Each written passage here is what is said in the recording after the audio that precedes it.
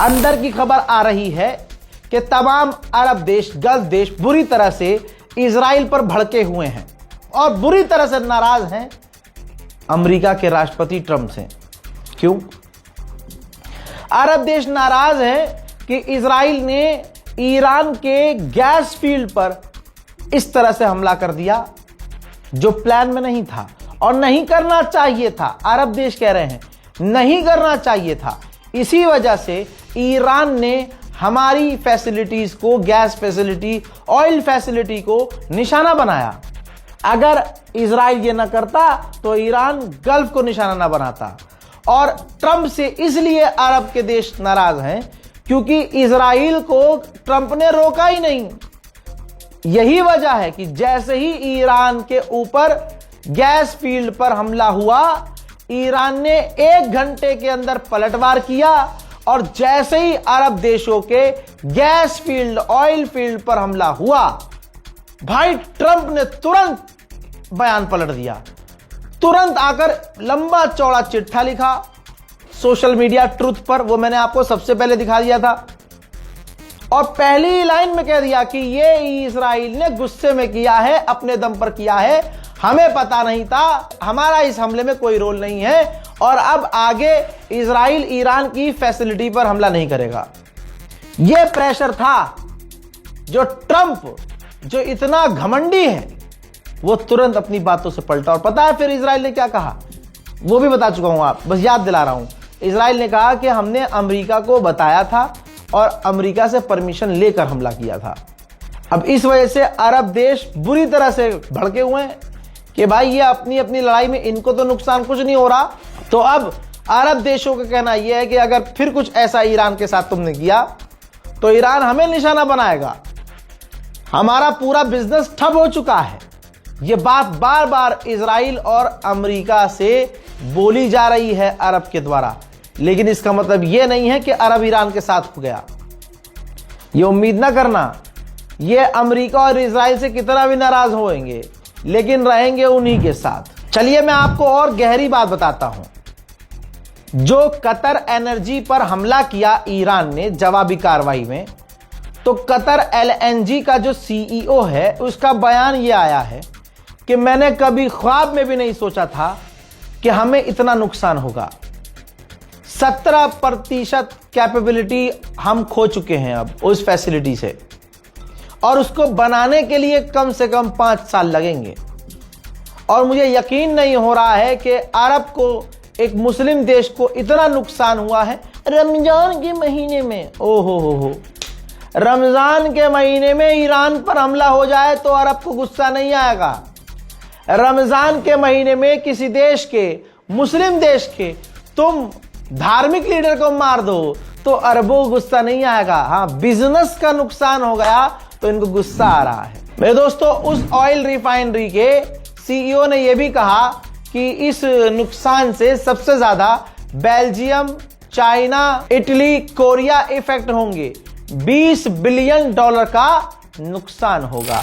उधर अमेरिका अभी भी इराक में ईरान के समर्थक लड़ाकों पर खौफनाक हमले कर रहा है। कंटिन्यू देखिए।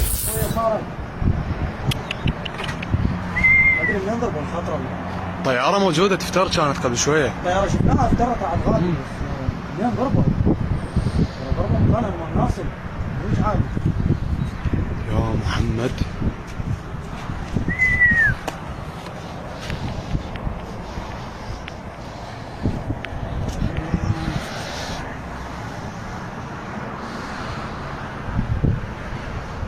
عندك ساعة فوق؟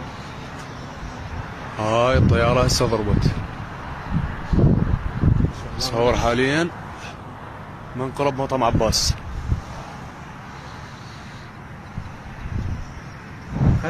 उधर मेरे दोस्तों, फ्रांस के राष्ट्रपति से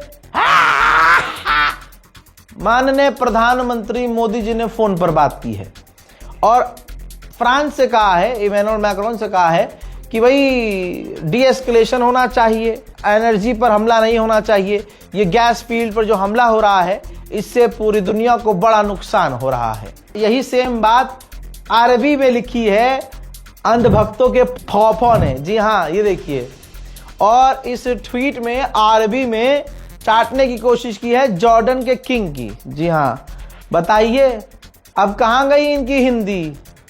औकात से बाहर हो गई क्या? अरे भाई, आप हिंदी और हिंदुत्व को प्रमोट करते हैं, आप हिंदी अपनी मातृभाषा में लिखिए। तमाम देश अपनी मातृभाषा इस्तेमाल करते हैं, लेकिन चाटुकारिता की सीमा थोड़ी है कोई। जॉर्डन के किंग को इन्होंने बताया है कि हमारी बात हुई है, मैंने उनको ईद मुबारक बोला मोदी जी ने। भारत के अंदर उत्तम नगर में मुसलमानों के कत्लेआम की तैयारी करवा रहे हैं, और वहां वो तो शुक्र है कोर्ट ने आदेश दे दिया भाई साहब कि पुलिस ध्यान दे, ये हो क्या रहा है। और पुलिस आराम से अब तक बैठी हुई थी कि होन दो जो हो रहा है। अब वो कोर्ट का आदेश है, आरपीएफ, सीआईआरएफ, दिल्ली पुलिस अब तैनाती कर रही है उत्तम नगर में, जब कोर्ट बोला है बीच में। अब बताइए, ये वहां जाके ईद मुबारक बोल रहे हैं। तो अंधभक्तों, कभी एहसास होता है कि यार तुम्हारी एकदम मतलब तुम्हारी कोई औकात नहीं है, जिसके पीछे उछलते फिरते हो वो उसका वही मतलब वो है ही, वो डबल फेस है यार। ट्वीट में कहा कि मैंने ईद मुबारक बोला है जॉर्डन के किंग को, और उस इलाके में जो टेंशन बढ़ रही है, फैसिलिटीज पर हमले हो रहे हैं, मैंने उनसे कहा है कि डी एस्केलेशन होना चाहिए, बातचीत के जरिए, बात के जरिए टेबल पर बैठकर मामलात हल होने चाहिए। यही बात ईरान कह रहा था शुरू से, तभी तो ईरान टेबल पे था। लेकिन मजाल है मोदी जी कह दे कि हाँ भाई अमेरिका, जहां सारी दुनिया, अरे अमेरिका के साथी कह रहे हैं कि अमेरिका ने गलत किया, लेकिन यहां पर मोदी जी भी अमेरिका को गलत नहीं कह सकते। उधर ईरान में लगातार लाशों पर लाशें उठ रहे हैं। एक ही दिन में मैं आपको ये दूसरा अपडेट दे रहा हूं जिसमें लाशों पर लाशें उठ रहे हैं, शहादत पे शहादत कंफर्म हो रही हैं। ईरान में जो बेचारे शहीद हो रहे हैं उनके जनाजों में भीड़ देखी जा रही है। अमेरिका इजराइल के मिसाइल ड्रोन हमलों का खौफ नहीं देखा जा रहा है। शहीद के घरवाले, शहीद के पीछे पूरा ईरान है। शहीद के घरवाले हैं और ईरान का बच्चा बच्चा उनके जनाजे में शामिल हो रहा है, बिना इस खौफ के कि ये भीड़ में हम जो चल रहे हैं कहीं ऐसा ना हो कि इजराइल हमला कर दे। ईरान के बच्चे बच्चे ने सर पर कफन बांध लिया है और सब कुछ कुर्बान करने को तैयार हो गया है। अमेरिका के डिफेंस मिनिस्टर ने कहा है कि हमने 7000 मर्तबा ईरान पर हमले किए हैं, अब ईरान के पास ज्यादा कुछ बचा नहीं है। बौखलाहट में अमेरिका के डिफेंस मिनिस्टर ने यह भी कहा कि हमारे ही देश के प्रेस वाले, मीडिया वाले डोनाल्ड ट्रंप के हर मूव पर सवाल कर रहे हैं और दिखा रहे हैं कि ट्रंप हार गया है और ट्रंप कुछ ना करे, और ऐसा दिखाया जा रहा है कि हम हार रहे हैं। हमारे मुल्क की मीडिया हमें बदनाम कर रही है। मेरे दोस्तों, बौखलाहट इतनी इसके अंदर भी देखी गई कि इसने कहा कि पूरी दुनिया को अमेरिका का शुक्रिया अदा करना चाहिए और हमारे अनग्रेटफुल अलाइज यानी थैंकलेस अलाइज यानी बेकार अलाइज, यूरोप खास करके, उनको हमें शुक्रिया अदा करना चाहिए कि हम उन्हें न्यूक्लियर थ्रेट से बचा रहे हैं। जबकि अमेरिका की ही रिपोर्ट कह रही है कि ईरान न्यूक्लियर बना ही नहीं रहा था। खलास, सब झूठ। डोनाल्ड ट्रंप से जुड़ा हुआ हर आदमी झूठ बोल रहा है।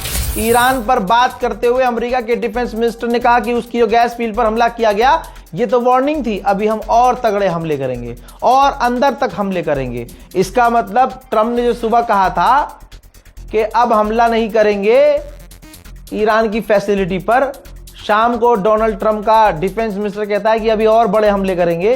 तो फिर ये अरब देश ध्यान दें इस बात पर, अरब ध्यान दे कि तुम्हारे लिए अमेरिका खुद खतरा पैदा कर रहा है। डोनाल्ड ट्रंप खुद खतरा पैदा, सुबह कह रहा है नहीं करेंगे, शाम को कह रहा है कि बड़े हमले करेंगे ईरान पर, और इशारा कर रहा है कि अभी तो छोटा हमला किया है ईरान की फैसिलिटी पर, अभी हम और बड़े हमले करेंगे। तो अरब के मुल्क अभी भी गधे की तरह दिमाग लगा रहे हैं, समझ नहीं रहे हैं कि भाई अमेरिका और इजराइल का कोई नुकसान थोड़ी हो रहा है, नुकसान तो तुम्हारा हो रहा है। $200 बिलियन मांगे हैं पेंटागन ने व्हाइट हाउस से। मैंने बताया था, ये तीसरी बार बता रहा हूं। इसी पर बात करते हुए अमेरिका के डिफेंस मिनिस्टर ने कहा कि वो जो $200 बिलियन मांगे हैं ना, वो नंबर बढ़ सकते हैं, हो सकता है 2 की जगह $4 बिलियन हो जाए। और क्योंकि बुरे लोगों को मारने में पैसा लगता है, ना बुरे लोगों को नहीं, सच्चे लोगों को मारने के लिए, लोगों की आवाज दबाने के लिए, लोगों का साथ हासिल करने के लिए पैसा लगता है मुन्ना।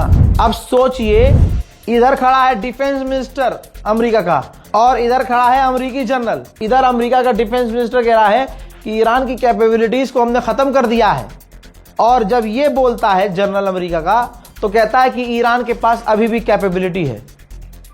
अरे अभी अमेरिका का तुम्हारा ही पड़ोस में खड़ा है, एक हाथ दूर, अमेरिका का डिफेंस मिनिस्टर, जो कह रहा है कि ईरान की कैपेबिलिटी हमने खत्म कर दी है, और तुम कह रहे हो कि ईरान के पास अभी भी पावर है।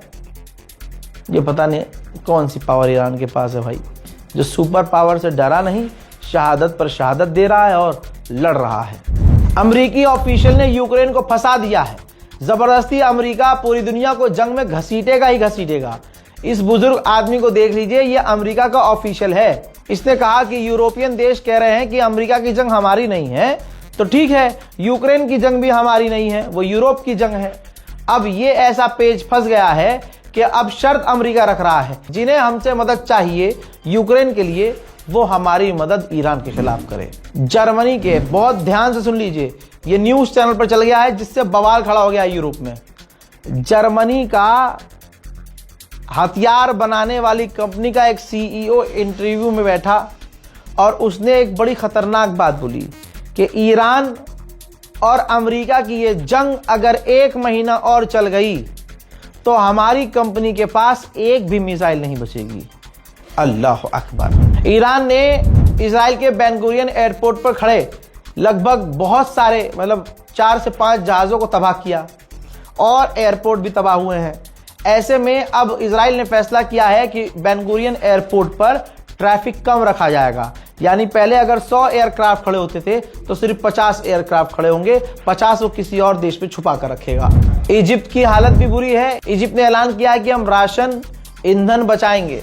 उसने आदेश दिया है अपने मुल्क के लोगों को कि 9 बजे रात तक तमाम रेस्टोरेंट बंद हो जाएंगे। कहा जा रहा है बिजली भी बचाने के लिए वो कई कड़े कदम उठा सकता है। ईरान के पार्लियामेंट स्पीकर खेल गए, ताना कैसे मार रहे हैं देखिए, क्योंकि अमेरिका ने कहा है कि हमने ईरान 100% पावर जो है, मिलिट्री पावर और मिसाइल पावर, ड्रोन पावर खत्म कर दी है। उस पर ये ट्वीट देखिए।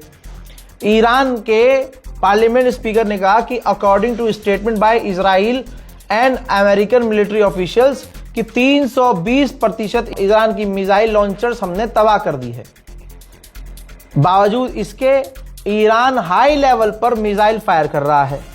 अब दुश्मन का टारगेट है कि हमारे 500% मिसाइल पावर को खत्म किया जा सके। अब आप जानते हैं 500% कुछ होता ही नहीं है, 100% होता है। और अमेरिका इजराइल शुरू से कह रहे हैं हमने 300% ईरान की मिसाइल पावर और रॉकेट लॉन्चर तबाह कर दिए हैं। तो उसका बेहतरीन तरीके से ताना मारा है ईरान के पार्लियामेंट स्पीकर ने, क्योंकि दुनिया देख रही है। मैं आपको रोज दिखा रहा हूं, मैं 10 दिन से आपको ये बात बोल रहा था ना बार बार कि गुलाबी सुअर ये कह रहा है कि हम जीत गए हैं, हमने ईरान के लॉन्चर तबाह कर दिए हैं, लेकिन ये ईरान का हमला देख लीजिए। दनादन ईरान रॉकेट लॉन्च करता है, मिसाइल लॉन्च करता है, ड्रोन लॉन्च करता है। कल मैंने बताया था कि अमेरिका इजराइल ने कैस्पियन सी के अंदर ईरान की नेवी को निशाना बनाया है, कई जहाजों को उड़ाया है। अमेरिका ने उसका वीडियो जारी किया है, देखिए।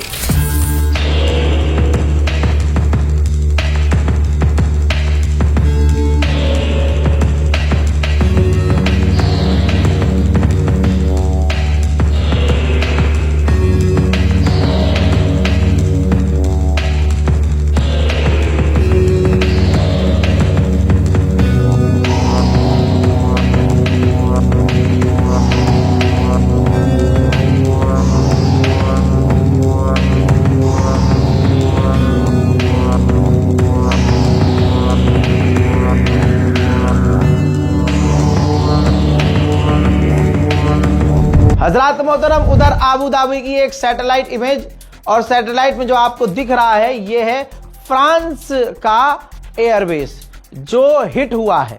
जी हां, आबू धाबी में फ्रांस का सैन्य ठिकाना है जो ईरान के हमले में हिट हुआ है।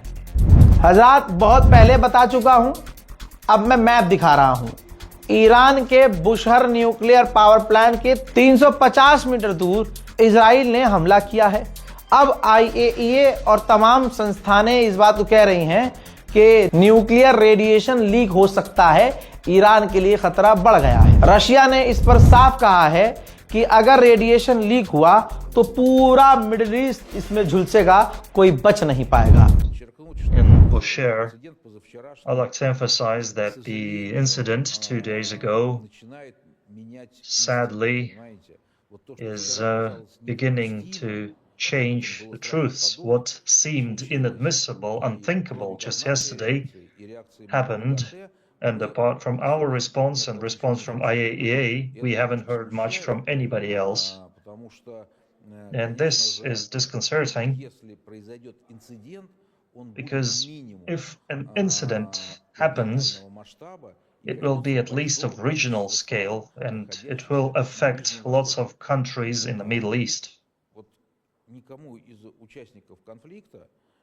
हज़रात मोहतरम, इस रिपोर्ट को शेयर कीजिए, दुआओं में याद रखिए, इंतजार कीजिए मेरे अगले अपडेट का। जय हिंद।